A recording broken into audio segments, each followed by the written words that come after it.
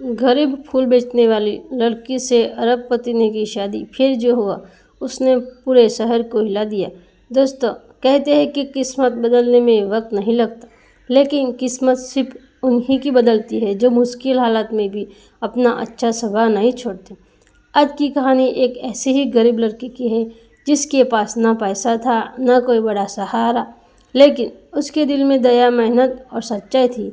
और यही सच्चाई एक दिन उसे वहाँ ले गई जहाँ पहुँचने का सपना भी उसने कभी नहीं देखा था। यह कहानी है पूजा की। पूजा एक छोटे से गांव की रहने वाली थी। जब वह सिर्फ 10 साल की थी, तभी एक सड़क दुर्घटना में उसके माता पिता की मौत हो गई थी। उस दिन के बाद उसकी दुनिया पूरी तरह बदल गई थी। अब उसके जीवन में केवल उसकी बूढ़ी नानी ही बची थी। नानी की उम्र लगभग 70 साल थी। वह अक्सर बीमार रहती थी। घर की हालत इतनी खराब थी कि कई बार 2 वक्त का खाना जुटाना भी मुश्किल हो जाता था। पूजा पढ़ना चाहती थी। उसका सपना था कि वह एक दिन बड़ी अफसर बने, लेकिन गरीबी ने उसके सपनों को कैद कर रखा था। हर सुबह वह शहर के सबसे बड़े मंदिर के बाहर फूलों की माला बेचने जाती। सुबह 4 बजे उठना, फूल खरीदना और माला बनाना, फिर मंदिर के बाहर बैठ जाना उसकी रोज की जिंदगी थी। मंदिर में आने वाले कुछ लोग उससे प्यार से बात करते थे, लेकिन ज़्यादातर लोग उसे गरीब समझकर नज़रअंदाज कर देते थे। कई लोग तो उसका मजाक भी उड़ाते थे। अरे लड़की, जिंदगी भर यही फूल बेचती रहना, गरीबों के सपने कभी पूरे नहीं होते। ऐसी बातें सुनकर पूजा का दिल दुखता, लेकिन वह कभी जवाब नहीं देती थी। उसे अपनी नानी की बात याद रहती। बेटी, बुरे लोगों को जवाब देने समय बर्बाद मत करना, भगवान सब देखता है। एक दिन मंदिर में बारिश शुरू हो गई। लोग भागकर छत के नीचे छिप गए। उसी समय एक बुजुर्ग व्यक्ति फिसलकर गिर पड़ा। किसी ने उसकी मदद नहीं की। सब अपने अपने मोबाइल बचाने में लगे थे, लेकिन पूजा दौड़कर उसके पास गई। उसने उस बुजुर्ग आदमी को उठाया, अपने दुपट्टे से उनके कपड़े साफ किए, उन्हें पानी पिलाया। बुजुर्ग व्यक्ति ने मुस्कुराकर कहा, बेटी, तुम अच्छी हो। पूजा ने जवाब दिया, मैंने तो सिर्फ अपना फर्ज निभाया है। उसे नहीं पता था कि वह साधारण दिखने वाला बुजुर्ग व्यक्ति देश के सबसे बड़े उद्योगपति में से एक था। उसका नाम था विक्रम मल्होत्रा। विक्रम मल्होत्रा करोड़ की कंपनी के मालिक थे, लेकिन उन्हें लोगों की असली पहचान जानने का शौक था, इसलिए वे अक्सर साधारण कपड़ों में घूमते थे। उस दिन उन्होंने पूजा की अच्छाई अपनी आंखों से देख ली थी। अगले कई दिनों तक विक्रम मल्होत्रा दूर से पूजा को देखने रहे। उन्होंने देखा कि पूजा हर दिन कुछ फूल मुफ्त में मंदिर में चढ़ाती है। वह गरीब बच्चों को भी प्रसाद खिलाती है। अगर किसी के पास पैसे ना हो तो वह माला मुफ्त में भी दे देती है। धीरे धीरे विक्रम जी समझ गए कि यह लड़की सिर्फ गरीब नहीं बल्कि बहुत अमीर दिल वाली है। उधर शहर में विक्रम मल्होत्रा का बेटा रोहन विदेश से वापस लौट रहा था। रोहन पढ़ाई पूरी करके आया था। वह आधुनिक सोच वाला था, समझदार और दयालु युवक था, लेकिन उसके रिश्तेदार चाहते थे कि उनकी शादी किसी बड़े बिजनेसमैन घराने की लड़की से हो। सबसे ज़्यादा उत्साहित थी निशा। निशा एक बड़े उद्योगपति की बेटी थी। उसे पूरा विश्वास था कि एक दिन वह विक्रम मल्होत्रा की बहू बनेगी, लेकिन किस्मत कुछ और ही लिख चुकी थी। एक दिन रोहन मंदिर गया। वह अपने पिता के साथ वहां पहुंचा था। मंदिर के बाहर उसकी नज़र पूजा पर पड़ी, एक गरीब लड़की जो बारिश में भीगते हुए भी मुस्कुरा रही थी। वह लोगों को फूल दे रही थी। तभी एक छोटी बच्ची आई। उसके पास पैसे नहीं थे। वह रोते हुए बोली, दीदी, मुझे भगवान को फूल चढ़ाने हैं, लेकिन मेरे पास पैसे नहीं है। पूजा मुस्कुराई। उसने सबसे सुंदर माला उठाई और बच्ची के हाथ में रख दी। भगवान के लिए पैसे नहीं, सच्चा दिल चाहिए। रोहन यह सब देख रहा था। उससे पहली बार किसी लड़की से प्रति इतना सम्मान महसूस हुआ। उस दिन के बाद रोहन अक्सर मंदिर जाने लगा। धीरे धीरे उसकी और पूजा की बातचीत शुरू हुई। पहले नमस्ते, फिर छोटी छोटी बातें, फिर दोस्ती, और देखते ही देखते दोनों एक दूसरे को पसंद करने लगे। लेकिन उन्हें नहीं पता था कि उनके रास्ते में बहुत बड़ी मुसीबत आने वाली है, क्योंकि निशा को यह बात पता चल चुकी थी और उसने फैसला कर लिया था कि वह किसी भी कीमत पर पूजा को रोहन की ज़िंदगी से बाहर कर देगी। निशा ने मन ही मन फैसला कर लिया था कि वह किसी भी कीमत पर पूजा को रोहन की ज़िंदगी से दूर कर देगी। अगले दिन उसने अपने कुछ लोगों को पूजा के बारे में जानकारी निकालने के लिए भेजा। कुछ ही घंटों में उसे पता चल गया कि पूजा झोंपड़ी में अपनी बूढ़ी नानी के साथ रहती है और बहुत गरीब है। यह सुनकर निशा जोर जोर से हंसने लगी। एक फूल बेचने वाली लड़की मल्होत्रा परिवार की बहू बनेगी का सपना देख रही है, ऐसा कभी नहीं होने दूंगी। उधर रोहन और पूजा की दोस्ती दिन प्रतिदिन गहरी होती जा रही थी। रोहन अक्सर मंदिर आता और पूजा की मदद करता, कभी फूल सजाने में, कभी सामान उठाने में। पूजा को यह सब अच्छा लगता था, लेकिन उसे यह नहीं पता था कि रोहन एक अरबपति परिवार के संबंध रखता है। एक दिन रोहन ने पूजा से पूछा, अगर तुम्हें जिंदगी में एक बड़ा मौका मिले तो तुम क्या करोगी? पूजा मुस्कुराई, मैं सबसे पहले अपनी नानी का इलाज करवाऊंगी, फिर गरीब बच्चों के लिए एक स्कूल बनवाऊंगी। रोहन उसकी बातें सुनकर भावुक हो गया, क्योंकि ज़्यादातर लोग अपने ही लिए सपने देखते हैं, लेकिन पूजा हमेशा दूसरों के बारे में सोचती थी। उसी समय दूर खड़ी निशा यह सब देख रही थी। उसकी आंखों में झलक साफ दिखाई दे रही थी। कुछ दिनों बाद शहर में मल्होत्रा ग्रुप की सालाना पार्टी रखी गई। शहर के बड़े बड़े उद्योगपति, नेता और अधिकारी वहां आने वाले थे। निशा के एक खतरनाक योजना बनाई। उसने पूजा के पास जाकर कहा, तुम्हें पता है रोहन तुम्हारे बारे में कितना अच्छा सोचता है? पूजा शर्मा गई। निशा बोली, अगर तुम सच में उसकी दोस्त हो तो पार्टी में ज़रूर आना। पूजा खुश हो गई। उसे लगा कि शायद पहली बार कोई अमीर लड़की उससे अच्छे से बात कर रही है। पार्टी वाले दिन पूजा अपने सबसे अच्छी साड़ी पहनकर वहां पहुंची, लेकिन जैसे ही वह अंदर गई, लोग उसका मजाक उड़ाने लगे। यह लड़की यहाँ कैसे आ गई? लगता है गलती से स्टाफ एंट्री में घुस गई है। इसके कपड़े देखो। पूजा असहज महसूस करने लगी। तब निशा मंच पर पहुंची।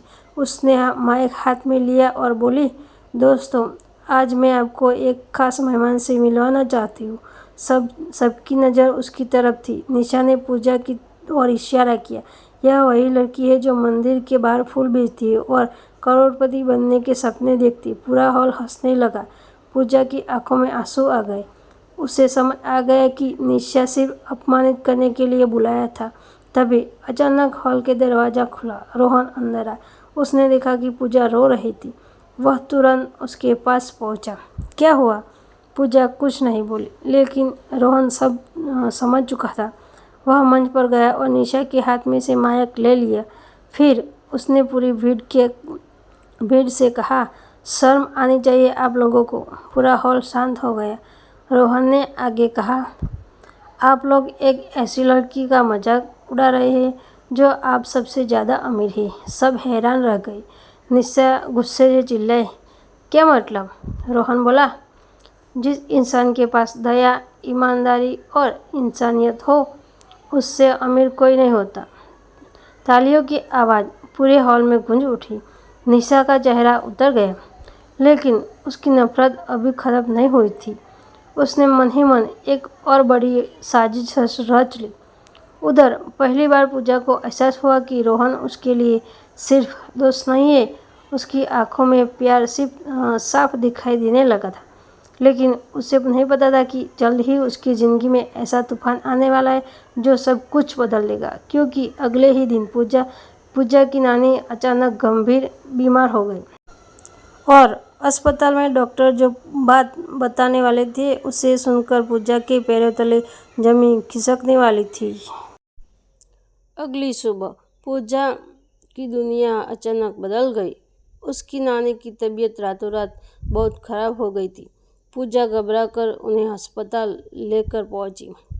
डॉक्टर ने जांच की और कहा, इनका तुरंत ऑपरेशन करना पड़ेगा। पूजा की आंखों में आंसू आ गए। लेकिन डॉक्टर साहब, मेरे पास इतने पैसे नहीं हैं।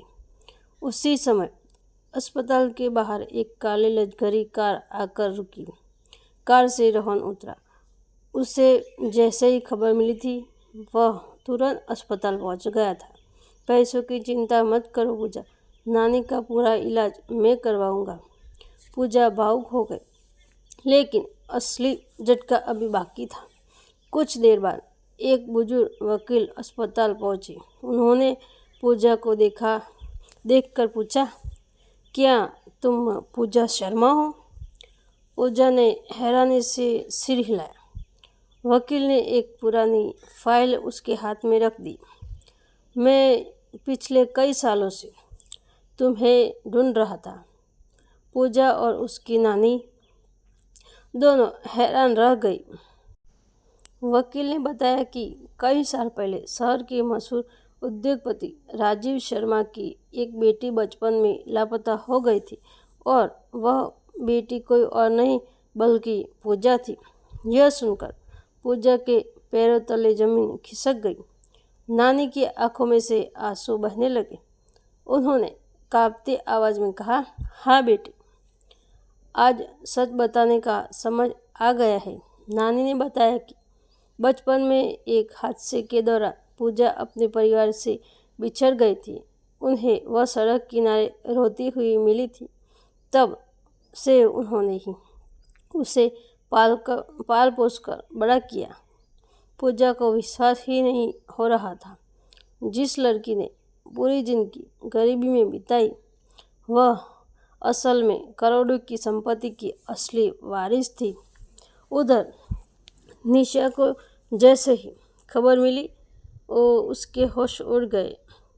उस समझ आ गया कि अगर पूजा की पहचान सबके सामने आ गई तो रोहन हमेशा के लिए उससे दूर हो जाएगा। इसलिए उसने अपनी सबसे बड़ी साजिश रच डाली। उसने कुछ लोगों को पैसे देकर नकली दस्तावेज तैयार करवाए और पुलिस में शिकायत कर दी कि पूजा धोखेबाज है और संपत्ति हड़पने की कोशिश कर रही है। कुछ ही घंटों में यह खबर पूरे शहर में फैल गई। टीवी चैनल और अखबार भी इस मामले को दिखाने लगे। पूजा टूट चुकी थी। लोग फिर से उसके चरित्र पर सवाल उठाने लगे थे, लेकिन इस बार रोहन उसके साथ चट्टान बनकर खड़ा था। उसने कहा, मुझे पूरी दुनिया पर शक हो सकता है, लेकिन पूजा पर नहीं। फिर रोहन ने देश के सबसे बड़े फॉरेंसिक विशेषज्ञों को बुलाया, डीएनए टेस्ट करवाया, सभी दस्तावेजों की जांच हुई और आखिरकार सच सबके सामने आ गया। पूजा सचमुच राजीव शर्मा की बेटी थी। जब यह खबर आई तो पूरे शहर में सनसनी फैल गई। निशा की साजिश पूरी तरह बेकार हो चुकी थी। पुलिस ने उसे गिरफ्तार कर लिया, लेकिन तभी एक और बड़ा ट्विस्ट सामने आया। राजीव शर्मा की वसीयत में एक ऐसा रहस्य छिपा था जिसे सुनकर हर कोई हैरान रह गया। वसीयत के अनुसार पूजा को अपनी संपत्ति पाने के लिए एक कठिन फैसला लेना था। ऐसा फैसला जो उसकी मोहब्बत और उसके परिवार दोनों की परीक्षा लेने वाला था। उधर रोहन ने भी सबके सामने एक ऐसा ऐलान कर दिया था जिसने पूरी शहर को चौंका दिया। उसने कहा, चाहे पूजा गरीब हो या अमीर अरबपति, मैं उससे ही शादी करूंगा। पूरा हॉल तालियों से गूंज उठा। लेकिन क्या पूजा यह शादी स्वीकार करेगी? वसीयत में ऐसा क्या लिखा था? और क्या निशा सचमुच हार मान चुकी थी या अभी उसकी आखिरी चाल बाकी थी।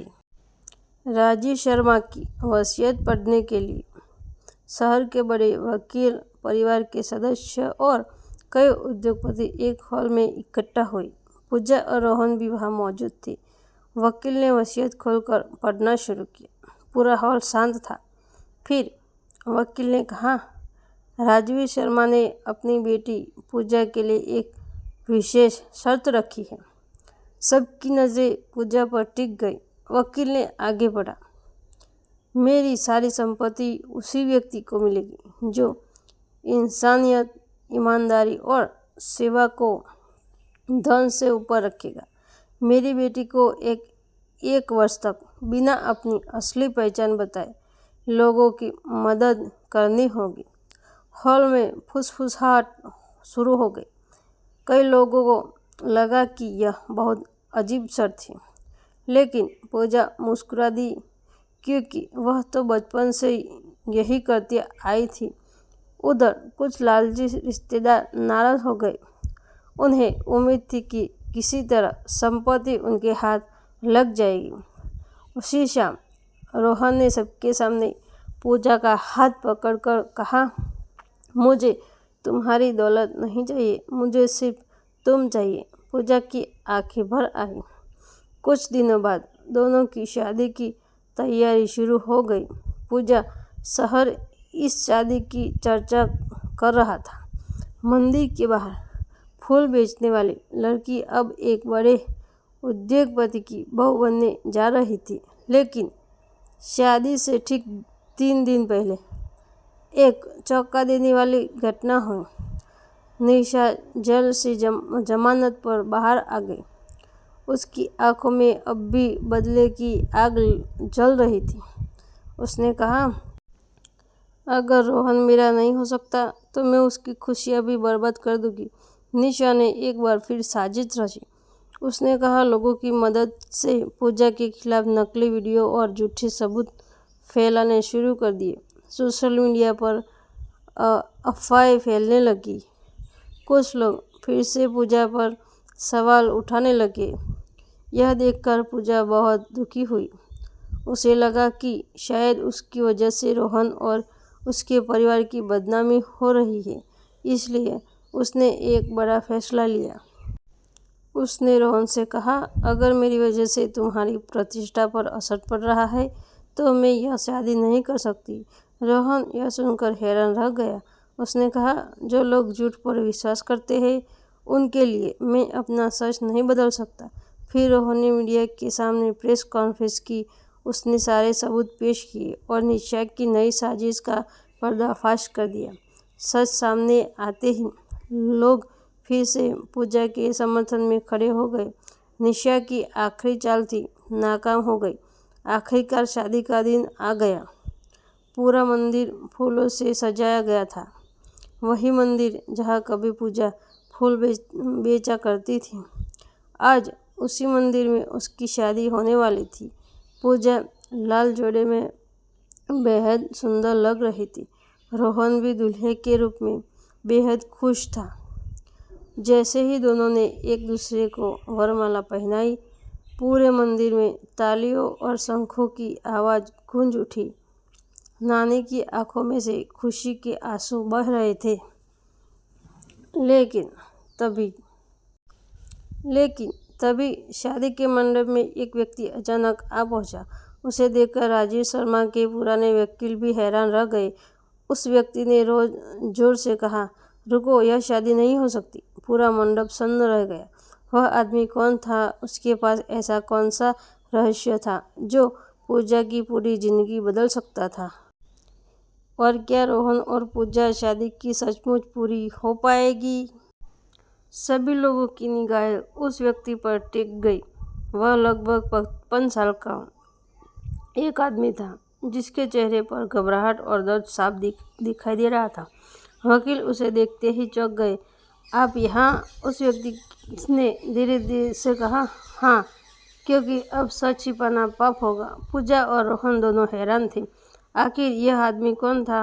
तभी उस व्यक्ति ने अपनी जेब से एक पुरानी तस्वीर निकाली।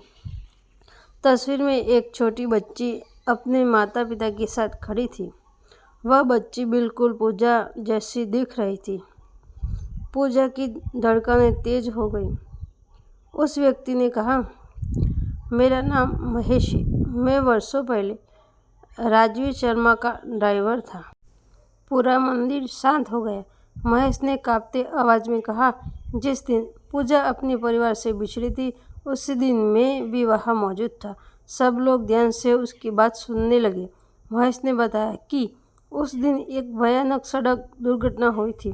दुर्घटना के बाद कुछ लालची लोगों ने राजीव शर्मा की बेटी को अगवा करने की योजना बनाई थी ताकि बाद में उसकी संपत्ति पर कब्जा किया जा सके। महेश ने यह सब सुन लिया था। बच्ची की जान बचाने के लिए वह उसे वहाँ से दूर ले गया, लेकिन रास्ते में कुछ गुंडों ने उसका पीछा किया।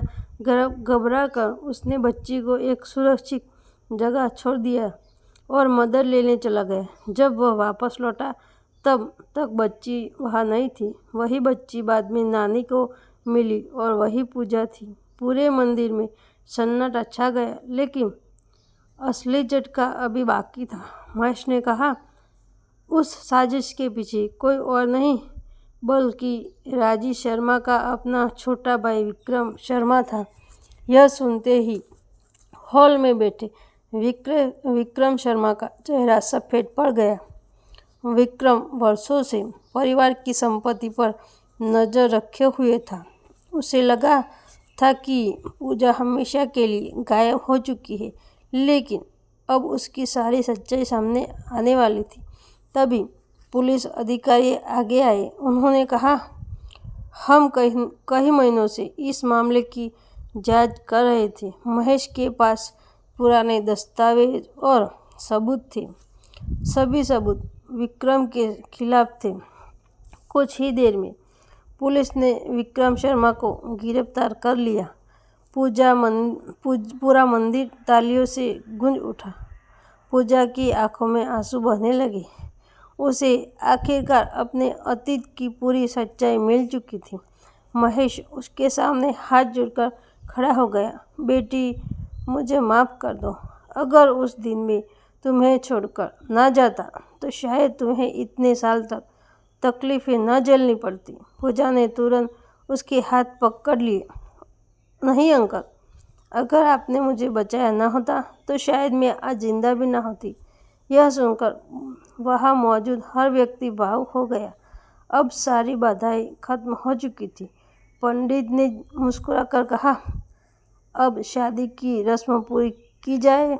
रोहन और पूजा ने 7 फेरे लिए। पूरा मंदिर फूलों और खुशियों से भर गया। लेकिन शादी के बाद पूजा ने ऐसा फैसला लिया जिसने सबका दिल जीत लिया। उसने अपनी आधी संपत्ति गरीब बच्चों की शिक्षा और अनाथालयों के लिए दान करने की घोषणा कर दी। रोहन ने भी उसका साथ दिया। दोनों ने मिलकर एक ट्रस्ट बनाया जहां हजारों गरीब बच्चों को मुफ्त शिक्षा और इलाज मिलने लगा। पूजा ने साबित कर दिया कि असली अमीरी पैसे में नहीं बल्कि अच्छे दिल में होती है। और इसी वजह से वह फूल बेचने वाली गरीब लड़की लोगों के दिलों की रानी बन गई। दोस्तों, अगर ये कहानी आपको पसंद आई हो तो वीडियो को लाइक, शेयर और चैनल को सब्सक्राइब ज़रूर करें। मिलते हैं अगली ऐसी ही दिलचस्प कहानी में। तब तक धन्यवाद।